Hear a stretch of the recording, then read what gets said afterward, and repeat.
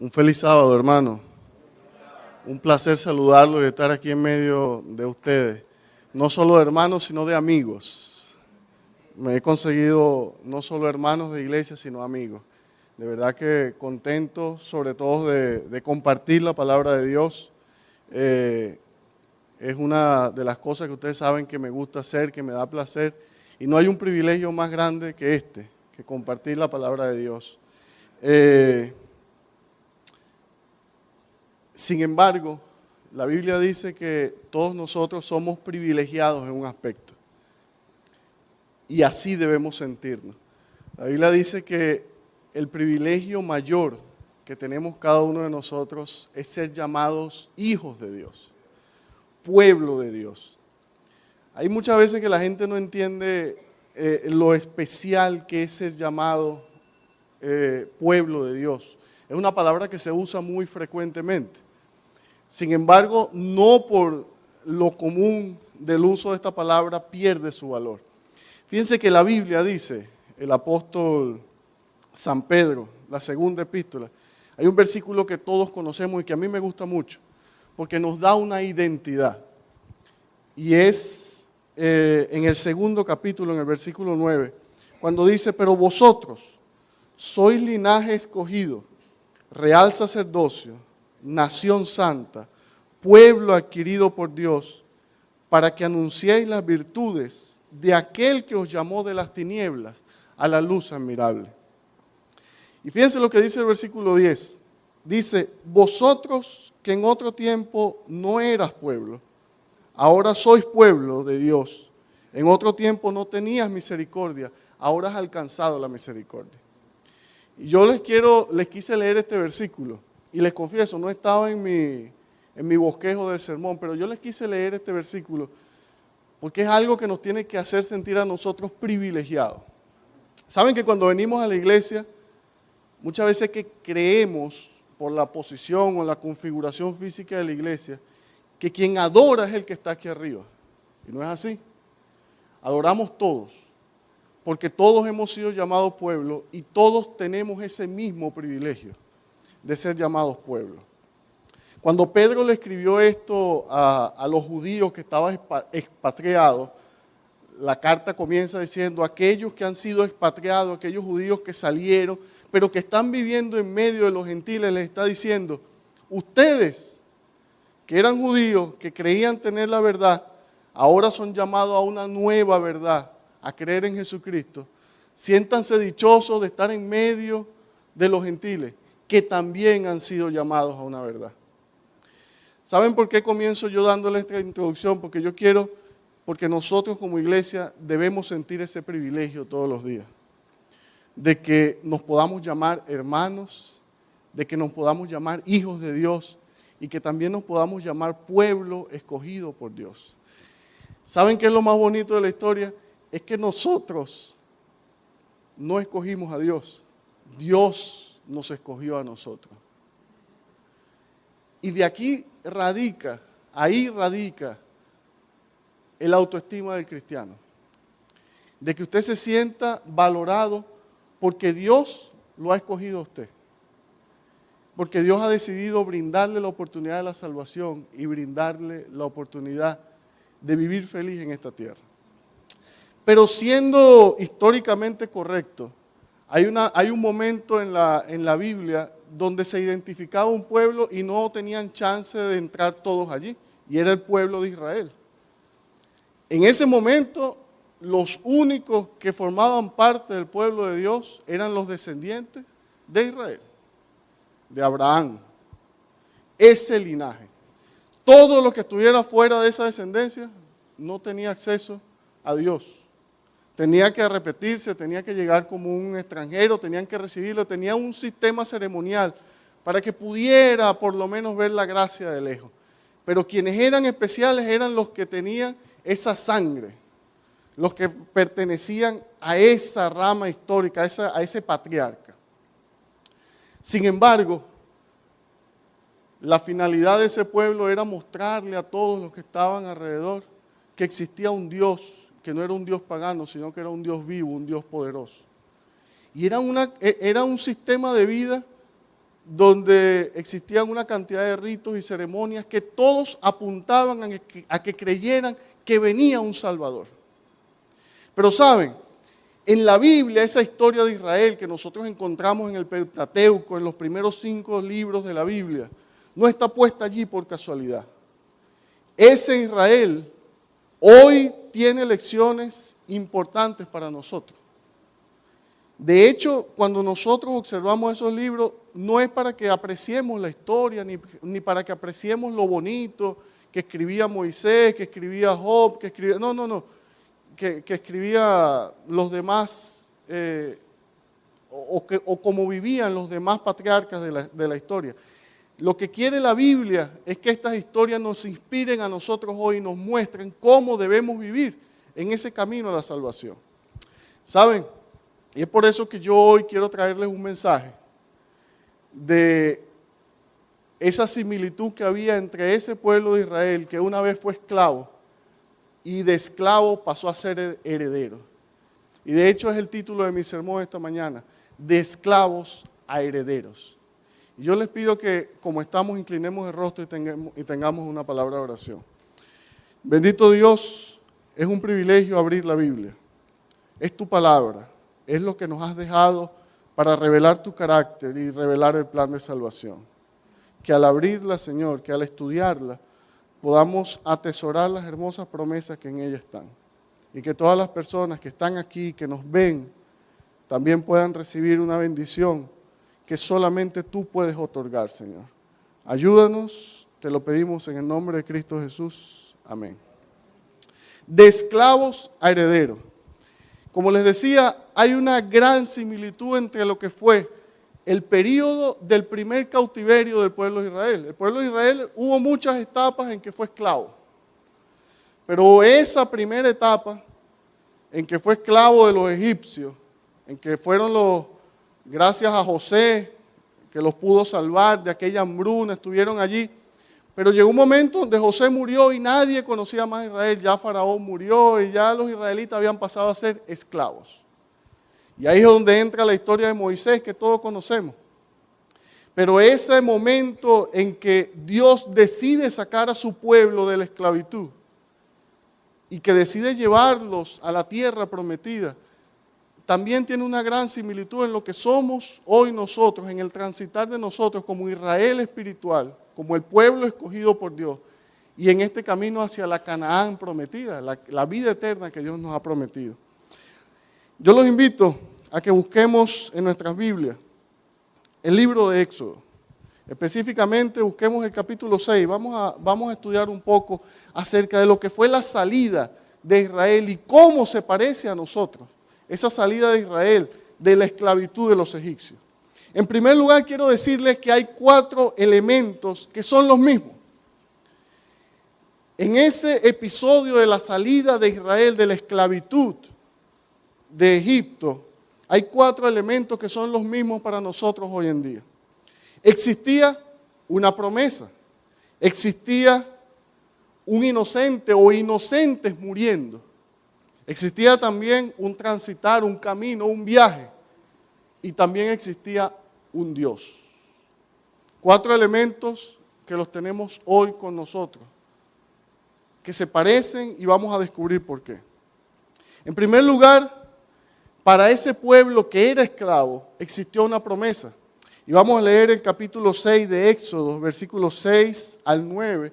Y Joan siempre nos ayuda con esa imagen. Si usted se siente cómodo leyéndolo en su propia Biblia, hágalo. Si no, véalo en la pantalla. Dice el versículo 6, por tanto dirás a los hijos de Israel, yo soy Jehová, y yo os sacaré de debajo de las tareas pesadas de Egipto, y os libraré de su servidumbre, y os redimiré con brazo extendido y con juicios grandes. Yo os tomaré por mi pueblo, y seré vuestro Dios, y vosotros sabréis que yo, Jehová, soy vuestro Dios, que os sacó desde debajo de las tareas pesadas de Egipto. Y os meteré en la tierra por la cual alcé mi mano jurando que la daría a Abraham, a Isaac, a Jacob y a los que ya les prometí por heredad. Existió una promesa para el pueblo. Y vamos a recapitular un poco, yo sé que hay visitas aquí. Y la historia comenzó en que hubo un momento en que José fue vendido, uno de los hijos fue vendido a Egipto como esclavo y fue a pasar a ser un gobernador grande de Egipto. Y llegó el momento en que sus hermanos, su familia estaba pasando hambre y les dio de comer y los invitó a Egipto también. Y ahí vivieron en una época de hambruna. Esas conexiones se perdieron, José murió el faraón que tenía favor con José y todo el pueblo pasó a ser esclavo. Todos se olvidaron de lo que había hecho José, de lo que había hecho el pueblo de Israel y todos pasaron a ser esclavos. De hecho, era una servidumbre pesada, como dice la Biblia. Era un pueblo que tenía una gran promesa, pero la servidumbre había sido tan fuerte que se habían olvidado hasta de quiénes eran y se habían olvidado hasta del mismo Dios. Y es por eso que el versículo 9 dice, de esta manera habló Moisés a los hijos de Israel, pero ellos no escuchaban a Moisés a causa de la congoja de espíritu y de la dura servidumbre. Moisés había sido el escogido, el libertador, había sido el escogido para sacarlos de Egipto. Les había dicho, anda donde Faraón, dile que tu pueblo se tiene que ir, que tiene que adorar en el desierto. Y Moisés llegó un momento y le dice, Señor, pero ¿cómo me manda a mí si yo ni siquiera sé hablar? Estoy parafraseando un poco la escritura. ¿Cómo me dice que yo vaya si yo soy medio tartamudo? ¿Saben que en estos días escuché un estudio de un científico diciendo que el problema de la tartamudez, del habla de Moisés, de repente se debía al momento en que estaban persiguiendo a los niños y para que no llorara le tapaban mucho la boca? No, un trauma infantil que él desarrolló y esa manera de callarlo y tirarlo al río pudo haber afectado a ese problema de habla del niño. Es algo, una teoría que escuché, me pareció interesante. Y este hombre llega, se le presenta una zarza ardiente, se le presenta Dios en una manifestación de la zarza ardiente y le dice, anda y saca al pueblo. Y él le dice, pero ¿por qué yo? Pero Moisés le dice, anda que yo estoy contigo. Va, se presenta ante Faraón, que no era cualquier cosa, era la civilización más potente de ese momento, el emperador, el rey de la tierra conocida. Y le dice, tienes que dejar salir a tus esclavos. Aquellos que te construyen, aquellos que te sirven, esos son los mismos que tienes que dejar salir. ¿Cómo creen ustedes que se puso Faraón? La Biblia dice que el hombre se volvió como loco. Pero la promesa fue primero para el pueblo. Y les dijo, Dios se ha acordado de ustedes. Dice la Biblia que Dios escuchó el sufrimiento del pueblo, que lo escuchó, que sus ruegos, que su sufrimiento llegó hasta lo alto y se acordó de la promesa que le había hecho a Abraham, a Isaac, a Jacob. Pero ¿saben qué? Ellos no creyeron en la promesa. ¿Por qué? Porque estaban afectados psicológicamente, físicamente, por la esclavitud, por la servidumbre. Y saben, yo no quiero pasar toda la mañana en Egipto ni en el desierto. Yo quiero que pasemos nuestra mañana aquí en nuestras vidas diarias. ¿Y qué representa Egipto hoy en día? ¿Qué representa Egipto? Egipto representa el mundo, la esclavitud de nosotros en el pecado. Y quiero decirles algo, nunca han cesado las promesas de Dios para con nosotros. ¿O han cesado? Nunca. Ni antes y ni ahora tampoco. Las promesas de Dios siguen existiendo y son vigentes para nosotros hoy en día. Pero muchas veces tampoco, ¿qué? Escuchamos por la esclavitud y por la servidumbre. Muchas veces las promesas de Dios pasan delante de nosotros, pero no escuchamos. Y aquí es el primer elemento donde nos parecemos a ese Israel, a ese episodio en que Israel le tocó salir de la esclavitud. Dios nos promete y nos dice, pero dice la Biblia, pero ellos no escuchaban a Moisés a causa de la congoja de su espíritu por la servidumbre. Un Israel que tenía un linaje asegurado, que habían dicho que iban a ser los herederos de la tierra, que habían dicho que iban a tener el favor de Dios, pero la servidumbre acabó con esa esperanza. Doy gracias a Dios por la lección de escuela sabática de este trimestre, porque habla mucho acerca de la servidumbre que vivimos hoy en día, la servidumbre a lo material, la servidumbre a las preocupaciones del mundo, la servidumbre acerca de las tareas, el estrés, la cantidad de angustia que vivimos, la situación de nuestros países donde muchos de nosotros venimos, la mayoría aquí venimos. Pero sin embargo, dice la Biblia que la mano de Dios no se ha cortado. Dice la Biblia que las promesas siguen estando allí, pero muchas veces no podemos escucharlas por causa de la servidumbre. Hay otro elemento en el cual nos parecemos a Israel, y es que Dios ha hecho una promesa, y es la promesa a nosotros de la salvación. No lo digo yo, lo dice la Biblia. Es la promesa de la salvación, de la vida eterna. Suena algo así como a alitas, a vestidos blancos. No, no, no. Se trata de algo más real de lo que nosotros podemos pensar. Se trata de una vida nueva, de una vida nueva, de una vida tangible, física, que podamos disfrutar a plenitud, no como lo disfrutamos ahora por momentos. Porque la felicidad ahorita es eso, espacio, momento. Un momento de felicidad en la semana, un ratico en un día. Pero Dios nos está hablando es de una vida nueva, de cuerpos físicos, no de almas ni soplos de viento, no, de nosotros mismos, pero en un contexto limpio, nuevo, puro, que podamos disfrutar. Pero ¿saben qué? Esa vida nueva, esa salvación, esa promesa, costó mucho, dice la Biblia. Y en eso nos parecemos a esa salida de Israel de Egipto. Porque en ese momento 10 plagas azotaron a Egipto por no dejar salir a Israel.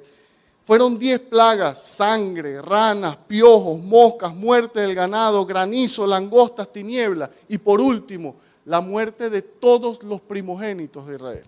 Ahora le pregunto yo, ¿quién era el culpable de toda esa tragedia? ¿Los inocentes que murieron? ¿Los bebés? ¿Los primerizos? No era Faraón. Sin embargo, inocentes murieron para que ese pueblo pudiera salir. Dice la Biblia que en ese momento se estableció la Pascua y llegaron y todos los israelitas, para resumir la historia, colocaron una sangre en el dintel de las puertas y la muerte y el Espíritu de Dios pasó por allí.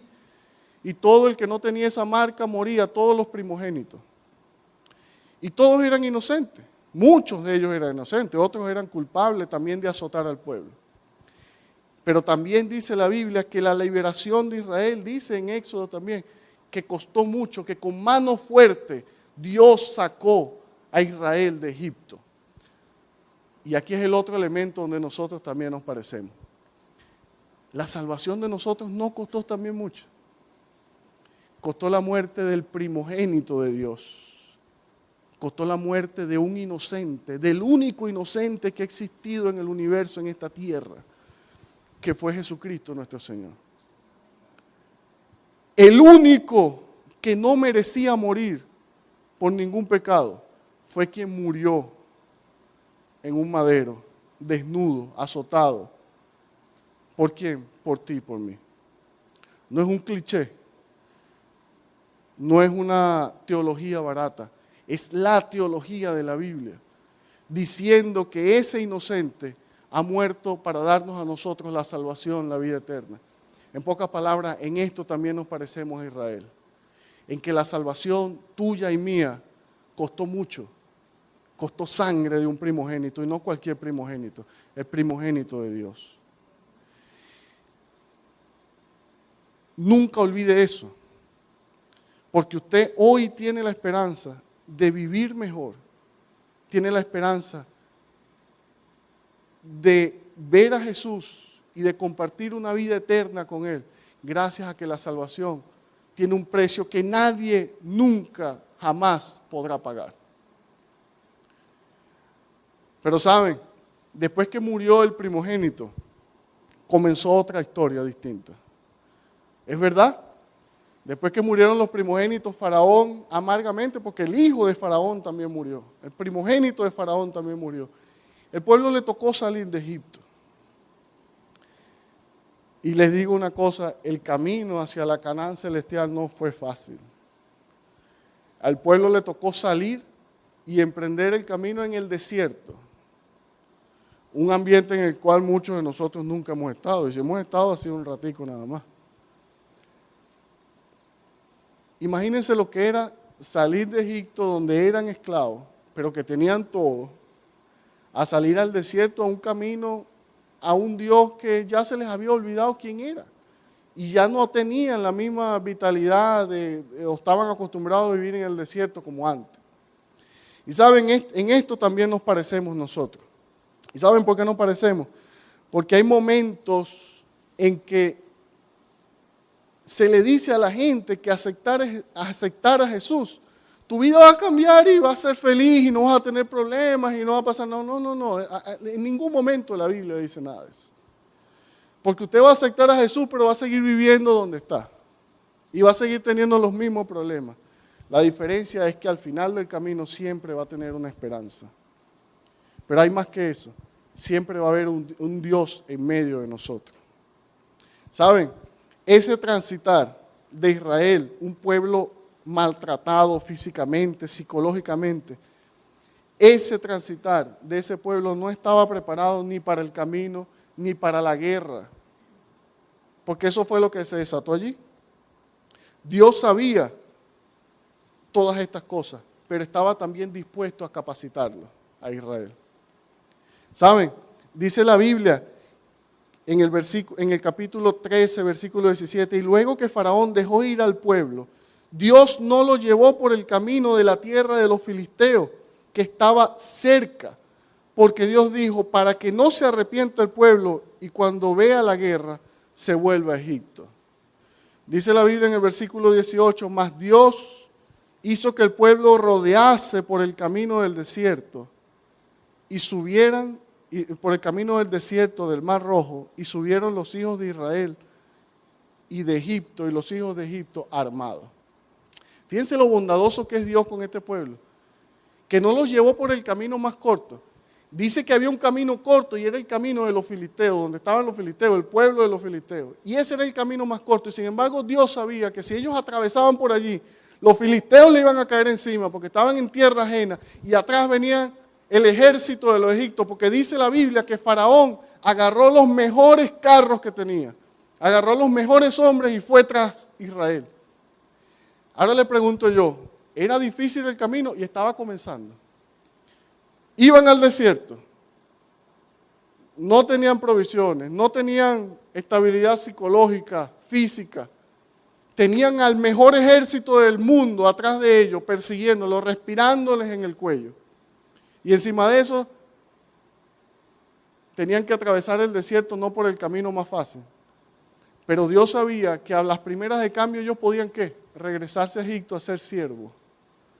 Y eso pasa con nuestra vida espiritual y es por eso que quiero hablar de este camino, de las similitudes de esa salida de Israel a nosotros hoy en día, el Israel espiritual.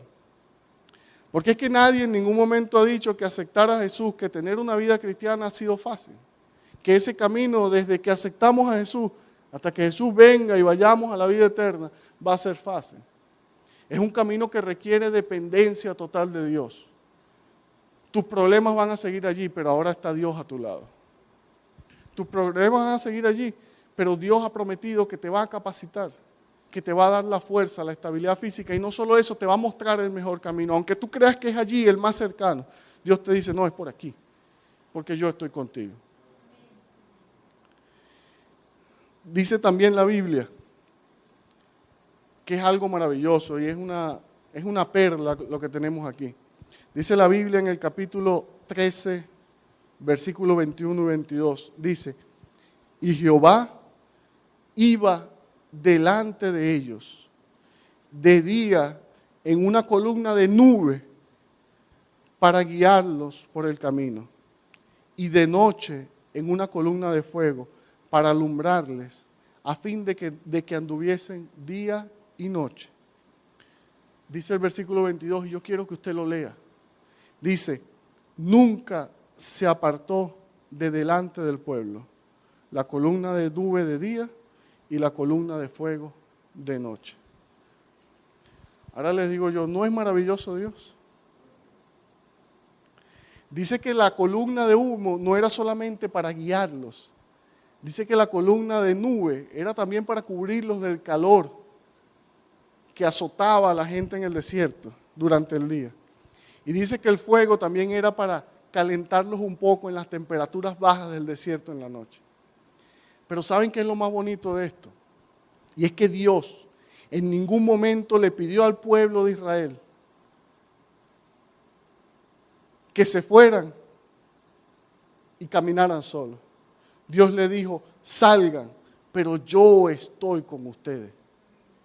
Yo voy a ir delante de ustedes, detrás de ustedes, en medio de ustedes. Dice la Biblia también que hubo un momento en que los israelitas alzaron los ojos y vieron al ejército de Egipto ya acercándose. Sin embargo, dice también la Biblia que esa columna de humo, de nube, de fuego, se colocó entre ese ejército e Israel y los confundió todos al pueblo de los egipcios y se mataron entre todos y nunca lograron alcanzarlo, aunque estaban muy cerca. Pero saben que esto tiene un gran significado para nosotros hoy en día, porque esto nos demuestra las verdaderas intenciones de Dios para con nosotros, la humanidad. De que no es un Dios lejano, de que no es un Dios extraño, sino al contrario, que es un Dios muy cercano, que quiere relacionarse con su pueblo. Porque para que esa nube los cubriera, para que esa columna de fuego los calentara, tenía que estar muy cerca. Para que esa nube y ese fuego los defendiera, tenía que estar muy cerca. ¿Y saben qué? Ese es nuestro Dios, el que quiere estar cerca de nosotros. Hoy en día no es diferente.